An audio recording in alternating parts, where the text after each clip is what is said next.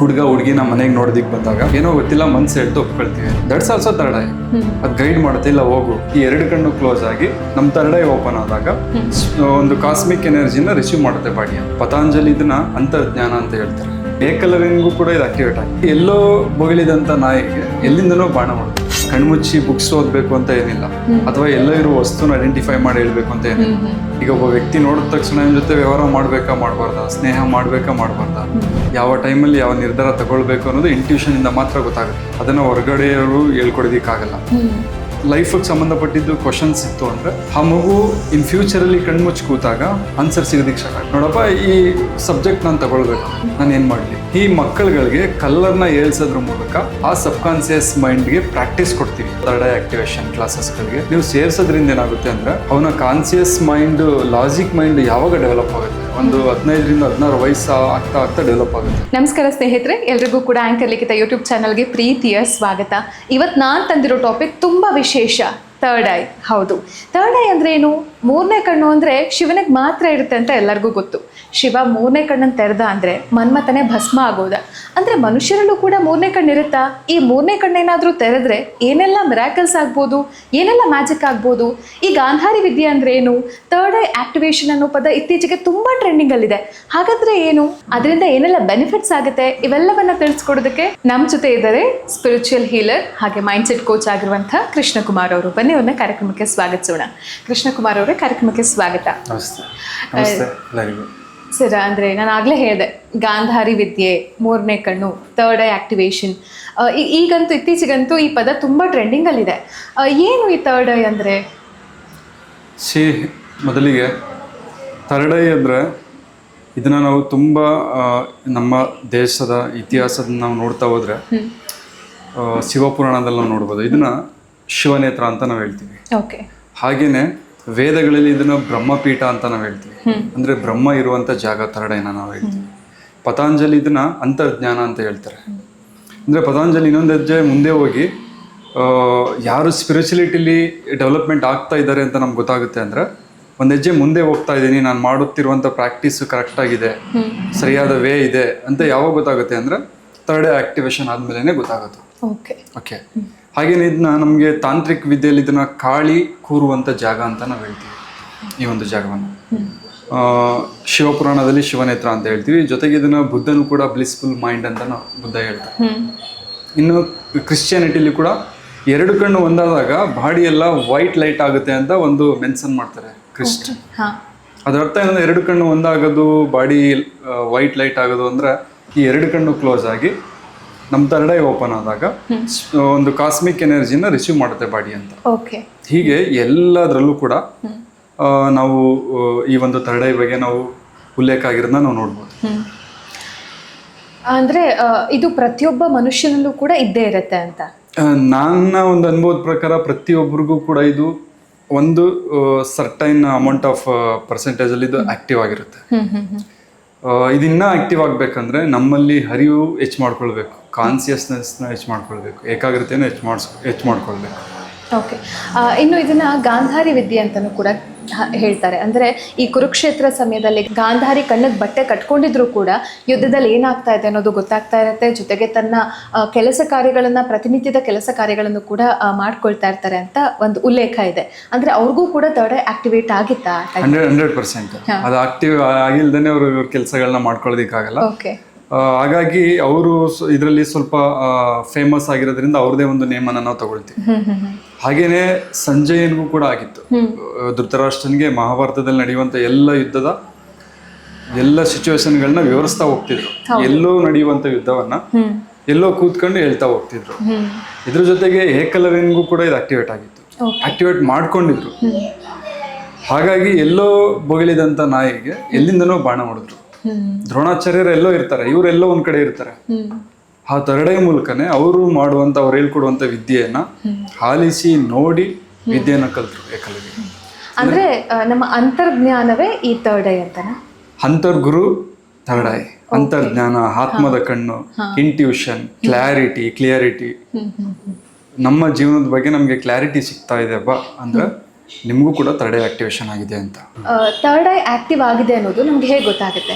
Okay, third I active ಆಗಿದೆ ಅಂದರೆ ನೋಡಿ, ಒಂದು ಕತ್ತಲೆ ಪ್ರಪಂಚದಲ್ಲಿ ಹೋಗ್ತಾ ಇದ್ದೀರಾ, ನಿಮ್ಮ ಕೈಲಿ ಟಾರ್ಚ್ ಸಿಗುತ್ತೆ. ಆ ಟಾರ್ಚ್ ಹೆಂಗೆ ಅಂದರೆ ಒಂದು 6 ಅಡಿ ದೂರ ಮಾತ್ರ ಕಾಣುತ್ತೆ ಅಷ್ಟೇ. ಟಾರ್ಚ್ ಆನ್ ಮಾಡ್ತೀರಾ ಅಷ್ಟು ಮಾತ್ರ ಕಾಣುತ್ತೆ. ಒಂದೊಂದೇ ಹೆಜ್ಜೆ ಕಾನ್ಫಿಡೆಂಟಾಗಿ ಇರ್ತಾ ಹೋಗ್ತೀರಾ. ಹಾಗೆಯೇ ನಿಮ್ಮ ಜೀವನದಲ್ಲೂ ಕೂಡ ಯಾವುದಾದ್ರೂ ಕೆಲಸ ಮಾಡ್ತಾ ಇದ್ರೆ ಆ ಕೆಲಸದ ಬಗ್ಗೆ ನೀವು ಹೋಗ್ತಾ ಇರೋ ಒಂದು ವೇ ಬಗ್ಗೆ ನಿಮ್ಗೆ ಕ್ಲಾರಿಟಿ ಸಿಗ್ತಾ ಇದೆ, ಥರ್ಡ್ ಆಕ್ಟಿವೇಶನ್ ಆಗಿದೆ. That's enough.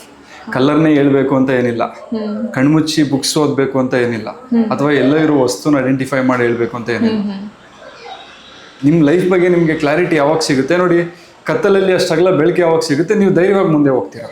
ಧೈರ್ಯ, ಈ ಕಾನ್ಫಿಡೆಂಟು, ಈ ಜ್ಞಾನ ನಿಮ್ಗೆ ಯಾವಾಗ ಬರುತ್ತೆ, ಲೈಫ್ ಕ್ಲಾರಿಟಿ ಆಗುತ್ತೆ ನಿಮಗೆ, ಓಕೆ, ಈಸಿ ಆಗುತ್ತೆ.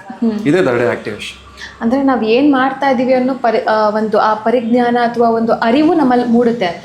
ಅರಿವು ಹೆಚ್ಚಾಗುತ್ತೆ, ಕ್ಲಾರಿಟಿ ಸಿಗುತ್ತೆ. ಅಲ್ಲಿ ನಮ್ಮ ಮನಸ್ಸಿನ ಒಳಗಡೆ ಲೈಟ್ ಆನ್ ಆಗುತ್ತೆ, ಟ್ಯೂಬ್ ಲೈಟ್ ಆನ್ ಆಗುತ್ತೆ. ಇದನ್ನ ಎನ್ಲೈಟ್ಮೆಂಟ್ ಅಂತಲೂ ಕೂಡ ಹೇಳ್ಬೋದು. ಎನ್ಲೈಟ್ ಅಂತ ಓಕೆ. ಅಂದ್ರೆ ಈಗ ಯಾವುದೋ ಒಂದು ಕೆಲಸ ಮಾಡ್ಲಿಕ್ಕೆ ನಮ್ಗೆ ತುಂಬಾ ಜನ ಕನ್ಫ್ಯೂಷನ್ಸ್ ಇರುತ್ತೆ. ಬಟ್ ಯಾವ ಮನುಷ್ಯ ಸರಿಯಾದ ನಿರ್ಧಾರವನ್ನ ಸರಿಯಾದ ಸಮಯಕ್ಕೆ ತಗೊಳ್ತಾನೋ ಆತನಿಗೆ ಥರ್ಡ್ ಐ ಆಕ್ಟಿವೇಟ್ ಆಗಿದೆ ಅಂತ ಹೇಳ್ಬೋದಾ? ಅವನೇ ಗೆಲ್ಲೋದು, ಅವನೇ ವಿನ್. ಯಾವ ಟೈಮಲ್ಲಿ ಯಾವ ನಿರ್ಧಾರ ತಗೊಳ್ಬೇಕು ಅನ್ನೋದು ಇಂಟ್ಯೂಷನ್ ಇಂದ ಮಾತ್ರ ಗೊತ್ತಾಗುತ್ತೆ. ಅದನ್ನ ಹೊರಗಡೆಯವರು ಹೇಳ್ಕೊಡೋದಿಕ್ಕಾಗಲ್ಲ. ಕೆಲವೊಂದು ವಿಚಾರಗಳು, ಜ್ಞಾನ ಅನ್ನೋದು ಹಿನ್ನರಾಗಿ ಬರುತ್ತೆ. ತುಂಬಾ ವಿಚಾರಗಳು, ಈಗ ಒಬ್ಬ ವ್ಯಕ್ತಿ ನೋಡಿದ ತಕ್ಷಣ ನಿಮ್ಮ ಜೊತೆ ವ್ಯವಹಾರ ಮಾಡ್ಬೇಕಾ ಮಾಡಬಾರ್ದಾ, ಸ್ನೇಹ ಮಾಡ್ಬೇಕಾ ಮಾಡಬಾರ್ದಾ, ಈ ವೇಲ್ ಹೋಗ್ಬೇಕಾ ಬೇಡವಾ, ಇದನ್ನೆಲ್ಲವೂ ಕೂಡ ಒಳಗಡೆ ಮನಸ್ಸು ಹೇಳುತ್ತೆ ನಮಗೆ, ಯಾವಾಗಲೂ ಹೇಳ್ತಾ ಇರುತ್ತೆ. ಅದ್ರ ಮೇಲೆ ಫೋಕಸ್ ಜಾಸ್ತಿ ಮಾಡಿದಾಗ ಇನ್ನಷ್ಟು ಕ್ಲೋಸ್ ಆಗುತ್ತೆ ಮನಸ್ಸು ನಮಗೆ, ಅದು ಇನ್ನೂ ಗೈಡ್ ಮಾಡುತ್ತೆ. ನಾವೇನು ಮಾಡ್ತೀವಿ ಅಂದರೆ, ಈ ಮಕ್ಕಳುಗಳಿಗೆ ಕಲರ್ನ ಹೇಳ್ಸೋದ್ರ ಮೂಲಕ ಆ ಸಬ್ಕಾನ್ಸಿಯಸ್ ಮೈಂಡ್ಗೆ ಪ್ರಾಕ್ಟೀಸ್ ಕೊಡ್ತೀವಿ. ಓಕೆ, ನಿಮ್ಮ ಮನಸ್ಸು ಕಾನ್ಸಿಯಸ್ ಮೈಂಡ್ ಹೇಳುವ ಮಾತನ್ನು ಅದು ಫಾಸ್ಟಲ್ಲಿ ಕೇಳಬೇಕು, ಆ ರೀತಿ ನಾವು ಪ್ರಾಕ್ಟೀಸ್ ಮಾಡಿಸ್ತೀವಿ. ಸಬ್ಕಾನ್ಸಿಯಸ್ ಮೈಂಡ್ ಏನು ಅನ್ಕೊಳ್ಳುತ್ತೆ, ಓ ಇವ್ನು ಕೇಳ್ತಾ ಇದ್ದಾನೆ, ನಾನು ಇವ್ನಿಗೆ ಹೇಳ್ಬೇಕು ಫಾಸ್ಟಲ್ಲಿ ಅಂತ ಕಲರ್ಸ್ಗಳನ್ನ ಫಾಸ್ಟಲ್ಲಿ ಐಡೆಂಟಿಫೈ ಮಾಡುತ್ತೆ. ಇದು ಹೀಗೆ ಶುರುವಾಗಿದೆ. ಏನಾಗುತ್ತೆ ಅಂದರೆ ಲಾಸ್ಟಲ್ಲಿ ಯಾವ ರೀತಿ ಬಂದು ನಿಲ್ಲುತ್ತೆ ಅಂದರೆ, ಯಾವುದಾದ್ರೂ ಲೈಫಿಗೆ ಸಂಬಂಧಪಟ್ಟಿದ್ದು ಕ್ವಶನ್ಸ್ ಇತ್ತು ಅಂದರೆ ಆ ಮಗು ಇನ್ ಫ್ಯೂಚರಲ್ಲಿ ಕಣ್ಮುಚ್ಚಿ ಕೂತಾಗ ಆನ್ಸರ್ ಸಿಗೋದಕ್ಕೆ ಸ್ಟಾರ್ಟ್ ಆಗುತ್ತೆ. ಓಕೆ, ನೋಡಪ್ಪ ಈ ಸಬ್ಜೆಕ್ಟ್ ನಾನು ತಗೊಳ್ಬೇಕು, ನಾನು ಏನು ಮಾಡಲಿ, ಗೊಂದಲದಲ್ಲಿ ತುಂಬ ಜನ ಇರ್ತೀವಿ. ಬಟ್ ಥರ್ಡ್ ಆಕ್ಟಿವೇಶನ್ ಆಗಿ ಅದನ್ನು ಪ್ರಾಕ್ಟೀಸ್ ಮಾಡ್ತಾ ಇದ್ರೆ, ಯಾವ ರೀತಿ ಕಲರ್ನ ಐಡೆಂಟಿಫೈ ಮಾಡ್ತಾ ಆ ರೀತಿ ಕಣ್ಮುಚ್ಚಿ ಕೂತ್ಕೊಳ್ತಾ ಹೋದ್ರೆ ಅದು ಗೈಡ್ ಮಾಡಿದೆ, ಕರೆಕ್ಟ್ ಇದೆ ಹೋಗಿ, ನೀನು ಹೋಗು, ಈ ರೀತಿ ಆಗುತ್ತೆ ಹೋಗು, ಗೈಡ್ ಮಾಡುತ್ತೆ. ಇಲ್ಲ ಅಂದರೆ ಬೇಡ, ಈ ರೂಟಲ್ಲಿ ಹೋಗು. ಈಗ ಎಷ್ಟೋ ಬಾರಿ ಹುಡುಗ ಹುಡುಗಿನ ಮನೆಗೆ ನೋಡೋದಿಕ್ಕೆ ಬಂದಾಗ ಒಂದೇ ಸರಿ ಒಪ್ಕೊಬಿಡ್ತೀವಿ, ಏನೋ ಗೊತ್ತಿಲ್ಲ ಮನ್ಸು ಹೇಳ್ತು ಒಪ್ಕೊಳ್ತೀವಿ. That's also third eye. ಅದು ಗೈಡ್ ಮಾಡುತ್ತೆ, ಇಲ್ಲ ಹೋಗು, ಜೊತೆಲಿದ್ರೆ ತುಂಬ ಚೆನ್ನಾಗಿರ್ತೀಯ ಹೋಗು ಅಂತ. ಇಲ್ಲ ಎಲ್ಲ ಚೆನ್ನಾಗಿದ್ರು ಮನ್ಸು ಯಾಕೋ ಬೇಡ ಅನಿಸ್ತಾ ಇರುತ್ತೆ, ಎನರ್ಜಿ ಫೀಲ್ ನನಗೆ ಗುಡ್ ಅನಿಸ್ತಿಲ್ಲ. That's also third eye. ಈ ರೀತಿ ಗೈಡ್ ಮಾಡುತ್ತೆ. ನಾರ್ಮಲಾಗಿ ಗೈಡ್ ಮಾಡ್ತಾ ಇರುತ್ತೆ. ನೀವೇನಾದರೂ ಒಂದು ಇದ್ರದ್ದೊಂದು ಸೈನ್ಸ್ ತಿಳ್ಕೊಂಡು ನೀವು ಇದ್ರ ಮೇಲೆ ವರ್ಕ್ ಮಾಡಿದಾಗ ಅದ್ರ ಬೆನಿಫಿಟ್ಗಳು ಇನ್ನೂ ನೀವು ತುಂಬ ಹೆಚ್ಚಾಗಿ ನೀವು ತಗೊಳ್ಬೋದು. ಓಕೆ, ನೀವು ಈ ಥರ್ಡ್ ಐ ಅನ್ನುವಂಥ ವಿದ್ಯೆನ ಯಾರ ಬಳಿ ಕಲ್ತಿದ್ದು? ಥರ್ಡ್ ಐ ಈ ವಿದ್ಯೆನ ತುಂಬ ಜನ ಗುರುಗಳ ಹತ್ರ ಕಲ್ತಿದ್ದೀನಿ. ಅದು ಬಂದು ತುಂಬ ಎಫೆಕ್ಟಿವ್ ಆಗಿ ನನಗೆ ಹೇಳ್ಕೊಟ್ಟಿದ್ದಂದರೆ ರಾಮಚಂದ್ರ ಗುರುಜಿ. ಅದು ಬಿಟ್ಟು ಶಿವಯೋಗಿ ಮದನಾಭಾವಿ ಅಂತ ಇದ್ದಾರೆ, ಪುಷ್ಪೇಂದ್ರ ಅಮರನಾಥ್ ಅಂತ ಇದ್ದಾರೆ. ಐ ಥಿಂಕ್ ತುಂಬ ಜನ ಇದ್ದಾರೆ. ತುಂಬ ಜನದ ಹತ್ರ ನಾನು ಸ್ಟಡಿ ಮಾಡಿದ್ದೀನಿ. ಯಾಕೆಂದರೆ ಒಬ್ಬರೊಬ್ಬರ ಹತ್ರ ಒಂದೊಂದು ವಿಷಯಗಳಿರುತ್ತೆ, ಅವ್ರದ್ದೇ ಆದಂಥ ಅನುಭವಗಳಿರುತ್ತೆ. ಎಲ್ಲರ ಹತ್ರ ಕಲಿಬೇಕು. ಯಾಕೆಂದ್ರೆ ನನಗೆ ಒಂದು ಇದನ್ನ ಜನಗಳಿಗೆ ತಿಳಿಸ್ಕೊಡ್ಬೇಕನ್ನೋ ಒಂದು ಆಸೆ ಇದೆ. ಹಾಗಾಗಿ ನಾಲೆಡ್ಜ್ ಸ್ವಲ್ಪ ಜಾಸ್ತಿ ಬೇಕಾಗುತ್ತೆ ಇದಕ್ಕೆ, ಒಂದು ಕ್ಲಾಸಸ್ ಮಾಡಬೇಕು ಅಂದರೆ.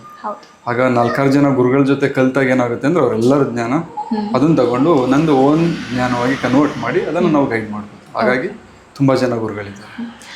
ಈ ಒಂದು ಥರ್ಡ್ ಐ ಆಕ್ಟಿವೇಶನ್ ಅನ್ನೋದು ಇತ್ತೀಚಿನ ದಿನಗಳಲ್ಲಿ ನಾವು ನೋಡಿರೋ ಹಾಗೆ ಮಕ್ಕಳಲ್ಲಿ ನಾವು ಹೆಚ್ಚು ಕಂಡು ಬರ್ತಾ ಇದ್ದೀವಿ. ಅಂದರೆ ಮಕ್ಕಳಿಗೆ ಈ ಒಂದು ಕೋರ್ಸ್ನ ಪರಿಚಯ ನಾವು ಹೆಚ್ಚಾಗಿ ಮಾಡ್ತಾ ಇದ್ದೀವಿ.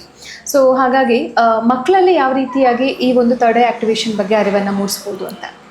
ಇವತ್ತಿನ ಕಾಲಘಟ್ಟದಲ್ಲಿ ಆರ್ಥಿಕವಾಗಿ ಆಲ್ಮೋಸ್ಟ್ ಎಲ್ಲ ಓಕೆ, ಏನೂ ಸಮಸ್ಯೆ ಇಲ್ಲ ಅನ್ನುವಂಥವರೇ ಇರೋದು. ಏಕೆಂದರೆ ಇಲ್ಲ ಸರ್ ಎಲ್ಲ ತುಂಬ ಬಡವರೇ ಇದ್ದಾರೆ ಅಂದರೆ ಗೌರ್ಮೆಂಟ್ ಸ್ಕೂಲ್ಗೆ ಹೋಗಿ ನೋಡಿ, ಮಕ್ಕಳ ಸಂಖ್ಯೆ ಫುಲ್ ಕಡಿಮೆ ಆಗಿದೆ. ಎಲ್ಲ ಕಾನ್ವೆಂಟ್ಗೆ ಆಗ್ತಾರೆ ಅಂದರೆ ಒಂದು ಲೆವೆಲ್ಗೆ ಓಕೆ ಅಂತ. ಓಕೆ ಅಂದರೆ ಮಕ್ಕಳಿಗೋಸ್ಕರ ಮನಿನ ಸ್ಪೆಂಡ್ ಮಾಡೋದಕ್ಕೆ ರೆಡಿ ಇದ್ದಾರೆ. ಆದರೆ ಇವತ್ತಿನ ಸಮಸ್ಯೆ ಏನು ಅಂದರೆ ವಯಸ್ಸಿಗೆ ಬಂದಿದ್ದಂಥ ಮಗ ಅವ್ನು ಸರಿಯಾದ ದಾರಿಲಿ ಹೋಗ್ತಾವನ ಇಲ್ವಾ, ಮನೆ ಒಳಗಡೆ ಬಂದರೆ ಬಾಗಿಲು ಹಾಕೊಂಡು ಒಳಗಡೆ ಇರ್ತಾನೆ, ಬಾಗಿಲೇ ತೆಗಿಯಲ್ಲ, ನಮ್ಮ ಜೊತೆ ಮಾತೇ ಆಡಲ್ಲ. ಸ್ಟಡಿ ಮಾಡ್ತಾ ಇದೀನಿ ಅಂತ ಹೇಳ್ತಾನೆ, ನಮಗೆ ಏನಕ್ಕೂ ಅನುಮಾನ ಬಂದಂಥ ಪೇರೆಂಟ್ಸ್ಗಳಿಗೆ ಕಂಪ್ಲೇಂಟ್ ಮಾಡ್ತಾರೆ. ಓಕೆ ಓಕೆನಾ? ಮೈಸೂರಲ್ಲಿ ನೋಡಿ 2 ಡ್ರಗ್ ಫ್ಯಾಕ್ಟ್ರಿಗಳು ಸೀಜ್ ಆಯ್ತು. ನಮಗೆ ಫ್ಯಾಕ್ಟ್ರಿ ಸೀಜ್ ಆಯಿತು. ಕೋಟ್ಯಾಂತರ ರೂಪಾಯಿ ಮೌಲ್ಯದ ಆ ಒಂದು ಡ್ರಗ್ಸನ್ನು ಮಹಾರಾಷ್ಟ್ರ ಪೊಲೀಸರು ಬಂದು ಹಿಡಿದ್ರು. ಇದರ ಅರ್ಥ ಏನು? ಮೈಸೂರಿನ ಸುತ್ತಮುತ್ತ ಯುವಕರುಗಳೇ ಅದನ್ನ ಕನ್ಸ್ಯೂಮ್ ಮಾಡ್ತಾವ್ರೆ ಅಂತ ಅರ್ಥ. ನಮ್ಮ ಅಣ್ಣ ತಮ್ಮದಿರು ಆಗಿರ್ಬೋದು, ನಿಮ್ಮನೆ ಮಕ್ಕಳುಗಳು ಆಗಿರ್ಬೋದು, ಕಾಲೇಜಿಗೆ ಹೋಗೋ ಮಕ್ಕಳುಗಳು, ಕನ್ಫರ್ಮ್ ಅದು. ಇನ್ನೇನು ವಯಸ್ಸಾದವ್ರು ಬಂದು ಯೂಸ್ ಮಾಡಲ್ಲ. ಆ ರೀತಿ ಒಂದು ಭಯ ಈಗ ಮೈಸೂರು ಎಲ್ಲ ಪೇರೆಂಟ್ಸ್ಗಳಿಗೂ ಬರುತ್ತೆ, ಎಲ್ರಿಗೂ ಇರುತ್ತೆ, ಏನಾದರೂ ರಾಂಗ್ ರೂಟಲ್ಲಿ ಹೋಗ್ತಾವನ ಅಂತ. ಒಂದು ಈ ಥರದ್ದು ಒಂದು ಸ್ಪಿರಿಚುವಲ್ ಸೈನ್ಸಿಗೆ ಸಂಬಂಧಪಟ್ಟಂತಹ ಕೆಲವೊಂದು ವಿದ್ಯೆಗಳಿಗೆ ಅಥವಾ ಥರ್ಡ್ ಐ ಆಕ್ಟಿವೇಶನ್ ಕ್ಲಾಸಸ್ಗಳಿಗೆ ನೀವು ಸೇರಿಸೋದ್ರಿಂದ ಏನಾಗುತ್ತೆ ಅಂದರೆ ಅವನ ಕಾನ್ಸಿಯಸ್ ಮೈಂಡ್, ಲಾಜಿಕ್ ಮೈಂಡ್ ಯಾವಾಗ ಡೆವಲಪ್ ಆಗುತ್ತೆ, ಒಂದು 15ರಿಂದ 16 ವಯಸ್ಸು ಆಗ್ತಾ ಡೆವಲಪ್ ಆಗುತ್ತೆ. ಆ ಟೈಮ್ ತನಕ ಡೆವಲಪ್ ಆಗಿರಲ್ಲ ಲಾಜಿಕ್ ಮೈಂಡು, ಸ್ವಂತ ನಿರ್ಧಾರ ಅಲ್ಲಿ ತನಕ ಇರಲ್ಲ. ಆ ನಂತರ ಏನಾಗುತ್ತೆ ಅಂದರೆ ಆಲ್ರೆಡಿ ನಾವು ಏನು ಬಿತ್ತನೆ ಮಾಡಿರ್ತೀವಿ ಥಾಟ್ಸ್ಗಳು, ಅದು ವರ್ಕ್ ಆಗಕ್ಕೆ ಸ್ಟಾರ್ಟ್ ಆಗುತ್ತೆ. ಓಕೆನಾ? ಆ ಟೈಮಲ್ಲಿ ಏನಾಗುತ್ತೆ ಅಂದರೆ ಈ ಮಗುಗೆ ನೀವು ಈಗಲೇ ಈ ಕ್ಲಾಸ್ಗೆ ಹಾಕಿದ್ರೆ ಈ ಕ್ಲಾಸಲ್ಲಿ ಇರುವಂಥ ಚಟುವಟಿಕೆಗಳಿಂದ ಮಗು ಪಾಸಿಟಿವ್ ಆಗಿ ಕನ್ವರ್ಟ್ ಆಗುತ್ತೆ ಮೈಂಡ್ ಸೆಟ್. ಒಂದು ಸಾಫ್ಟ್ವೇರ್ ಇನ್ಸ್ಟಾಲ್ಮೆಂಟ್ ಅಂತ ಹೇಳ್ತೀವಿ ನಾವು, ಒಂದು ಟೆಕ್ನಾಲಜಿ ಇದೆ. ಕೆಲವೊಂದು ಪಾಸಿಟಿವ್ ಥಾಟ್ಸ್ನ ಇನ್ಸ್ಟಾಲ್ ಮಾಡ್ತೀವಿ ನಾವು. ಅದು ಮಾಡೋದ್ರಿಂದ ಏನಾಗುತ್ತೆ ಅಂದರೆ ಆಫ್ಟರ್ ಆ ಒಂದು ಏಜಿಗೆ ಬಂದಾಗ ಈ ಸಾಫ್ಟ್ವೇರ್ಗಳು ಆ್ಯಕ್ಟ್ ಮಾಡ್ತವೆ. ಧೈರ್ಯನ ಇನ್ಸ್ಟಾಲ್ ಮಾಡಿದ್ರೆ ಆ ಟೈಮಲ್ಲಿ ಧೈರ್ಯ ಜಾಸ್ತಿ ಆಗುತ್ತೆ. ನೀವು ಭಯನ ಇನ್ಸ್ಟಾಲ್ ಮಾಡಿದ್ರೆ ಆ ಟೈಮಲ್ಲಿ ಭಯ ಜಾಸ್ತಿ ಆಗುತ್ತೆ. ಭಯ ಜಾಸ್ತಿ ಆದ್ರೆ ಏನಾಗುತ್ತೆ ಅಂದ್ರೆ ಓದೋದಿಕ್ಕೆ ಭಯ ಆಗುತ್ತೆ, ಇಲ್ಲ ಆ ಟೈಮಲ್ಲಿ ಓದೋದಿಕ್ಕಾಗಲ್ಲ, ವ್ಯವಹಾರ ಮಾಡಬೇಕು, ಬಿಸ್ನೆಸ್ ಮಾಡಬೇಕು, ಆ ಟೈಮಲ್ಲಿ ಭಯ ಆಗುತ್ತೆ, ಕಾನ್ಫಿಡೆಂಟ್ ಇರಲ್ಲ, ಧೈರ್ಯ ಇರಲ್ಲ. ನೀವು ಏನೇ ಮಾಡಬೇಕು ಅಂದರೆ ಧೈರ್ಯ ಬೇಕು. ಧೈರ್ಯ ಇರೋನು ಮಾತ್ರ ಏನಾದರೂ ಹೊಸದು ಮಾಡ್ತಾನೆ. ಧೈರ್ಯ ಇಲ್ಲ ಅಂದರೆ ಮಂದಿನ ಫಾಲೋ ಮಾಡ್ತಾನೆ ಅಷ್ಟೇ. ಏನಾದರೂ ನೀವು ಹೊಸದಾಗಿ ಫಾಲೋ ಮಾಡಿ ಲೀಡರ್ಸ್ಗಳಾಗಬೇಕು, ರಾಜಕೀಯಕ್ಕೆ ಬರಬೇಕು ಅಂದರೆ ಧೈರ್ಯ ಇರಬೇಕು. ನೀವು ತುಂಬ ಚೆನ್ನಾಗಿ ಓದಿದ್ರೆ ರಾಜಕೀಯಕ್ಕೆ ಬರಲ್ಲ. ಯಾರು IAS ಆಫೀಸರ್ ರಾಜಕೀಯದಲ್ಲಿ ತುಂಬ ಡೆವಲಪ್ ಆಗಿದ್ದಾರೆ ನನಗೆ ತೋರಿಸಿ. ಯಾರು SLC ಫೇಲ್ ಆಗಿದ್ದಾರೆ, 3ನೇ ಕ್ಲಾಸ್ ಓದಿದ್ದಾರೆ, ಯಾರು ಲಾಸ್ಟ್ ಬೆಂಚಲ್ಲಿ ಕೂರ್ತಾರೆ ಅವ್ರು ಮಾತ್ರ ಬರ್ತಾರೆ. ಏನಕ್ಕೆ? ಬಿಹೈಂಡ್ ದ ಸೈನ್ಸ್ ಓದಿದ್ರು ಬರಲ್ಲ. ಬಿಕಾಸ್ ಓದೋದ್ರಿಂದ ಏನಾಗುತ್ತೆ ಅಂದರೆ ಈ ಕ್ವಾಲಿಟೀಸ್ಗಳು ಬೆಳೆಯಲ್ಲ. ಓದೋದ್ರಿಂದ ಮೆಮೊರಿ ಪವರ್ ಜಾಸ್ತಿ ಆಗುತ್ತೆ, ಆದರೆ ಧೈರ್ಯ ಜಾಸ್ತಿ ಆಗಲ್ಲ, ಆತ್ಮವಿಶ್ವಾಸ ಜಾಸ್ತಿ ಆಗಲ್ಲ. ಹಂಗಂತ ಓದಬಾರ್ದು ಅಂತಲ್ಲ, ಸಂವಿಧಾನ, ಒಂದು ಕಾನೂನು ಎಲ್ಲವನ್ನು ತಿಳ್ಕೊಳ್ಳೇಬೇಕು ಬೇಸಿಕ್ ಆಗಿ. ಆದರೆ ತುಂಬ ನಾನು ಹೇಳ್ತಾ ಇರೋದು ಜೀವನ ಅಲ್ಲ. ಈ ಕ್ವಾಲಿಟೀಸ್ಗಳು ಬರಲ್ಲ. ಧೈರ್ಯ, ಆತ್ಮವಿಶ್ವಾಸ, ಹೊಸತನನ ಸೃಷ್ಟಿ ಮಾಡುವಂಥದ್ದು, ಒಂದು ಟೀಮ್ ಕಟ್ಟುವಂಥದ್ದು, ಇದು ಯಾವುದೂ ಬರಲ್ಲ. ಇದು ಬರಬೇಕು ಅಂದ್ರೆ ಧೈರ್ಯ ಇರಬೇಕು. ಅಂದ್ರೆ ಮಕ್ಕಳಿಗೆ ಧೈರ್ಯ ಅನ್ನೋದು ತುಂಬಾ ಇಂಪಾರ್ಟೆಂಟ್. ನಾವೀಗ ಧೈರ್ಯ ಅನ್ನೋ ಒಂದು ಇದನ್ನ ಸಾಫ್ಟ್ವೇರ್ನ ಇನ್ಸ್ಟಾಲ್ ಮಾಡಿದ್ರೆ ಮಕ್ಕಳು ನಾಳೆ ದಿವಸ ಯಾವುದೋ ಒಂದು ಇಂಟರ್ವ್ಯೂ ಫೇಲ್ ಆದಾಗ ಅದನ್ನ ಎದುರಿಸಿ ನಿಲ್ಲೋದು ಹೇಗೆ? ಗೊತ್ತೇ ಭಯ ಅನ್ನೋದೇ ಗೊತ್ತಿರಲ್ಲ. ಭಯ ಅನ್ನೋದೇ ಗೊತ್ತಿರಲ್ಲ, ಅದು ಆಕ್ಟ್ ಆಗ್ಬಿಡುತ್ತೆ. ಅದು ಏನಕ್ಕೆ ಅಂದ್ರೆ ಭಯ ಅನ್ನೋ ಥಾಟ್ಸ್ ಇರಲ್ಲ. ನಾವು ಹೆಂಗ್ ಇನ್ಸ್ಟಾಲ್ ಮಾಡ್ತೀವಿ, ನಾವು ಭಯನ ಹೇಗೆ ಇನ್ಸ್ಟಾಲ್ ಮಾಡ್ತೀವಿ ಅಂತ ಕೇಳ್ಬೋದು ನೀವು. ಖಂಡಿತ ಇನ್ಸ್ಟಾಲ್ ಮಾಡ್ತೀವಿ. ಹೇಗೆ ಇನ್ಸ್ಟಾಲ್ ಮಾಡ್ತೀವಿ ಅಂದ್ರೆ ಪೊಲೀಸ್ ಬರ್ತಾನೆ ಊಟ ಮಾಡು ಅಂತ ಹೇಳ್ತೀವಿ ಮಕ್ಕಳಿಗೆ, ಕಳ್ಳ ಬರ್ತಾನೆ ಊಟ ಮಾಡು. ಅವ್ರು ಕಳ್ಳನ್ ನೋಡೇ ಇರಲ್ಲ, ಭಯ ಇನ್ಸ್ಟಾಲ್ ಆಗ್ತಾ ಇರುತ್ತೆ. ಅದು ಗುಮ್ಮ ಬರ್ತಾನೆ ಊಟ ಮಾಡು, ನಿನ್ನ ಇಟ್ಕೊಳ್ತಾನೆ, ಕತ್ತಲೈತೆ ಹೋಗ್ಬೇಡ, ಅಷ್ಟೊತ್ತಲ್ಲೆಲ್ಲ ಓಡಾಡ್ಬಿಡಿ. ಇದು ಮಕ್ಕಳಿಗೆ ಒಂದು ಆಲೋಚನೆನ ಕ್ರಿಯೇಟ್ ಮಾಡುತ್ತೆ. ಚಿಕ್ಕದ್ರಿಂದನೇ ಒಂದು ಸಾಫ್ಟ್ವೇರ್ನ ಇನ್ಸ್ಟಾಲ್ ಮಾಡ್ತಾ ಹೋಗುತ್ತೆ. ಇದು ಡಿಲೀಟ್ ಆಗಲಿಲ್ಲ ಅಂದರೆ ಇದೇ ಭಯ ನೆಕ್ಸ್ಟು ಎಲ್ಲ ಫ್ಯೂಚರ್ ಎಲ್ಲ ಒಂದು ಹಂತದಲ್ಲೂ ಈ ಭಯ ಅದು ರಿಪೀಟ್ ಆಗುತ್ತೆ. ಟೀಚರ್ಸ್ ಜೊತೆ ಮಾತಾಡೋದಿಕ್ಕೆ ಭಯ, ಪ್ರಿನ್ಸಿಪಾಲ್ ಜೊತೆ ಮಾತಾಡೋದಿಕ್ಕೆ ಭಯ, ಅಧಿಕಾರಿಗಳ ಜೊತೆ ಮಾತಾಡೋದಿಕ್ಕೆ ಭಯ. ಬಟ್ ಈಗ್ಲಿಂದಾನೇ ಅವನ್ನ ಕತ್ಲೆಲ್ಲ ಆಟಾಡೋದಿಕ್ಕೆ ಬಿಡಿ. ನೀವು ದೆವ್ವ ಅನ್ನೋ ಮಾತೇ ಹೇಳ್ಬೇಡಿ, ಗುಮ್ಮ ಅನ್ನೋ ಮಾತೇ ಹೇಳ್ಬೇಡಿ. ಧೈರ್ಯದ ಬಗ್ಗೆ ಮಾತಾಡಿ ಅವನ ಜೊತೆ, ಚಿಕ್ಕ ಮಕ್ಕಳ ಜೊತೆ. ಒಂದು ಏಜ್ ಬಂದ್ಮೇಲೆ ಭಯ ಅನ್ನೋದೇ ಇರಲ್ಲ, ಆ ಫೀಲೇ ಆಗಲ್ಲ ಅವ್ರಿಗೆ. ಇದನ್ನ ಭಯ ಇಲ್ಲ, ಧೈರ್ಯ ಅನ್ನೋದಕ್ಕಿಂತ ನಿರ್ಭಯತ್ವಂ ಅಂತ ನಾವು ಹೇಳ್ತೀವಿ. ಅಂದ್ರೆ ಭಯನೇ ಇಲ್ಲದಿರುವ ಸ್ಥಿತಿ. ಧೈರ್ಯ ಅನ್ನೋ ಮಾತೇ ಇಲ್ಲ ಇಲ್ಲಿ, ಭಯನೇ ಇಲ್ಲ, ಧೈರ್ಯನೂ ಇಲ್ಲ. ಆ ಒಂದು ಸ್ಟೇಜಿಗೆ ಬಂದ್ಬಿಡ್ತಾರೆ ಮಕ್ಕಳು. ಇನ್ನು ಸರ್, ಈಗ ನೀವು ಥರ್ಡ್ ಐ ಆಕ್ಟಿವೇಶನ್ ಕೋರ್ಸ್ಗಳನ್ನು ಕೂಡ ಬಹಳಷ್ಟು ಮಾಡಿದ್ದೀರಾ. ಈಗ ಅದರ ಟೀಚಿಂಗ್ ಕೋರ್ಸ್ನ ಇಂಟ್ರೊಡ್ಯೂಸ್ ಮಾಡ್ತಾ ಇದ್ದೀರಾ, ಅದ್ರ ಬಗ್ಗೆ ಹೇಳೋದಾದ್ರೆ? ಎಸ್, ಈ ವಿದ್ಯೆ ಈಗ ನಾನೇ ಮಾಡ್ತೀನಿ ಅಂದರೆ ಎಷ್ಟು ಜನಕ್ಕೆ ಮಾಡೋದಕ್ಕೆ ಸಾಧ್ಯ? ಒಂದು ಬ್ಯಾಚ್ಗೆ ಒಂದು 20 ಮಕ್ಳಿಗೆ ಮಾಡ್ಬೋದು. ಅದ್ರ ಮೇಲೆ ರೀಚ್ ಆಗ್ಬೇಕು. ಎಷ್ಟು ಜನ ಮಕ್ಕಳಿದ್ದಾರೆ ಕರ್ನಾಟಕ ಪೂರ್ತಿ? ಕೆಲವು ಮಾಸ್ಟರ್ಸ್ಗಳು ಮಾತ್ರ ಇರೋದು ಈ ವಿದ್ಯೆಗೆ ನಾನು ನೋಡ್ದಂಗೆ.